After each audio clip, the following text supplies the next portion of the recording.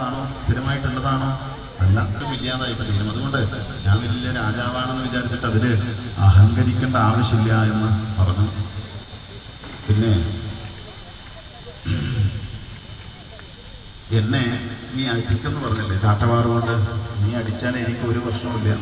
നീ അടിക്കുന്നുണ്ടെങ്കിൽ അതെൻ്റെ ഈ പുറന്തോടായിട്ടുള്ള ഈ ശരീരത്തെ മാത്രമാണ് ബാധകം, എൻ്റെ ആത്മാവിന് ഇതൊന്നും ബാധകമല്ല എന്ന് ഭരതയോഗീശ്വരൻ രഘുഗണ മഹാരാജാവിനോട് പറഞ്ഞപ്പോൾ, ഈ രഘുഗണ മഹാരാജാവ് എന്ന് പറഞ്ഞാൽ സാധാരണക്കാരനല്ല, ബഹുയോഗ ഗ്രന്ഥസമ്മതം, അനേകം പുസ്തകങ്ങളൊക്കെ വായിച്ചിട്ട് ഒരുപാട് അറിവ് നേടിയിട്ടുള്ള ആളാണ്. പക്ഷേ എന്താ കുഴപ്പം, ഇയാൾക്ക് ആ അറിവ് കൂടിയപ്പോൾ അഹങ്കാരം ഉണ്ടായി. എന്നെ പോലെ കേവലം വേറെ ഇല്ല എന്നുള്ളതായ അഹങ്കാരത്തിന് അടിമയായതുകൊണ്ട് ആണിപ്പോൾ മഹാത്മാവായ ഈ ഭരതയോഗീശ്വരനെ പോലും അപമാനിക്കാൻ വേണ്ടിയിട്ട്, മോശമായ വാക്കുകൾ കൊണ്ട് അധിക്ഷേപിക്കാൻ വേണ്ടിയിട്ട് തുടങ്ങിയത്.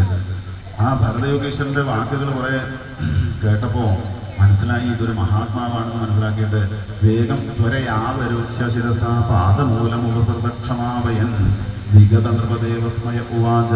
വേഗം ആ പല്ലക്കിൻ്റെ ഉള്ളിൽ നിന്ന് മുകളിൽ നിന്ന് താഴേക്ക് പതിച്ചിട്ട് ഇതാ ഭരതയോഗീശ്വരൻ്റെ പാദങ്ങളിൽ വീണ് നമസ്കരിച്ചിട്ട് ക്ഷമ ചോദിച്ചു. എനിക്ക് നാഹം വിശങ്കേ സുരരാജവജ്രാത്, ദേവേന്ദ്രന്റെ വജ്രായുധത്തെ എനിക്ക് പേടിയില്ല.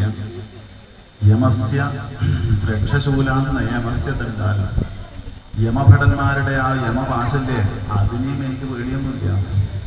നാഗ്ന്യർക്ക സോമാനില വിത്തപാസ്ത്രാൽ, അഗ്നി സൂര്യൻ സോമൻ തുടങ്ങിയതായ പ്രകൃതിയിലുള്ളതായ ഈശ്വരന്മാരെ ആരാധിച്ചിട്ട് അവരിൽ നിന്ന് കിട്ടുന്നതായ അല്ലേ അതിനെയും എനിക്ക് പേടിയൊന്നുമില്ല.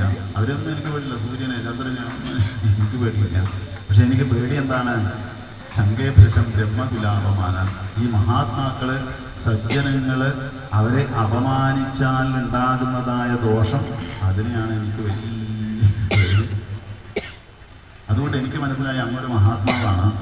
മഹാത്മാവായി ഞാൻ അങ്ങയെ എന്തൊക്കെയോ വാക്കുകൾ കൊണ്ട് അധിക്ഷേപിച്ചു, അതുകൊണ്ടുണ്ടാകുന്ന ദോഷം അതിനെനിക്ക് വലിയ പേടിയാണ്. അതുകൊണ്ട് ഞാൻ അറിയാതെ കണ്ട് എന്തൊക്കെയോ അങ്ങയോട് അങ്ങയെ അധിക്ഷേപിച്ചില്ലേ, അങ്ങയെ അപമാനിച്ചില്ലേ, അത് ഞാൻ അറിയാതെ കണ്ട് ചെയ്ത തെറ്റാണ്, അത് ക്ഷമിച്ച് എന്നെ അനുഗ്രഹിക്കണം എന്ന് പറഞ്ഞ് പാദങ്ങളിൽ വീണ് നമസ്കരിച്ചു രഘുഗണ മഹാരാജാവ്.